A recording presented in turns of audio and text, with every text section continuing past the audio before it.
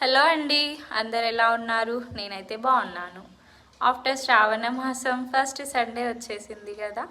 So ఈరోజు Sunday special మా ఇంట్లో అయితే ఫిష్ కర్రీ అండి. మీ ఇంట్లో ఏం చేస్తున్నారో, ఏంటి స్పెషల్ కామెంట్ సెక్షన్లో కామెంట్ పెట్టేసేయండి. మా వారికి ఫిష్ కర్రీ అంటే చాలా ఇష్టం అండి. తనకి ఎక్కువ ఫిష్ తినాలని ఉంటుంది. సో తనకి ఇష్టం అనేసి ఫిష్ తెచ్చాడండి. కేజీ ఫిష్ తీసుకొస్తే ఫిష్ మంచి ఫ్రెష్గా సాల్ట్ వేసి 2-3 టైమ్స్ ఫ్రెష్ వాటర్లో క్లీన్ చేశానండి. ఆ తర్వాత వాటర్ లేకుండా ఆ పీసెస్లో మంచిగా కారము, పసుపు, అల్లం పేస్ట్, కొంచెం సాల్ట్ వేసుకోవాలండి.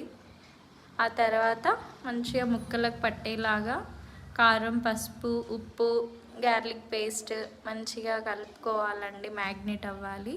అదొక 10 మినిట్స్ పక్కకు పెట్టేసేయండి కలుపుకున్నాక. ఇలాగా నేను వీడియోలో చేస్తున్న విధంగా మీరు కూడా మీ ఇంట్లో ట్రై చేసుకోవచ్చండి. ఫిష్ కర్రీస్ వండరాని వాళ్ళకి ఈ ప్రాసెస్ చాలా ఈజీ అవుతుందండి. మీకు ఫస్ట్ ముక్కలకి ఇవన్నీ పట్టేసి ఒక 10 మినిట్స్ పక్కకు పెట్టుకోవాలండి. ఇప్పుడు పెట్టుకున్న తర్వాత కొంచెం చింతపండుని తీసుకొని అది వాటర్లో గుజ్జును తీసేసుకోవాలండి.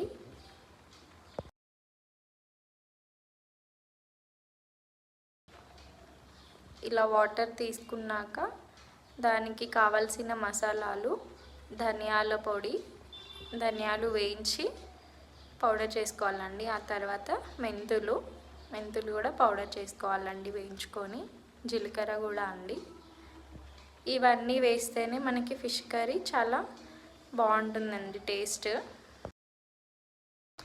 ఇలా మనం అన్నీ తయారు చేసుకొని రెడీగా పెట్టుకుంటే మనం ఫిష్ కర్రీని ఈజీగా త్వరగా వండుకోవచ్చండి.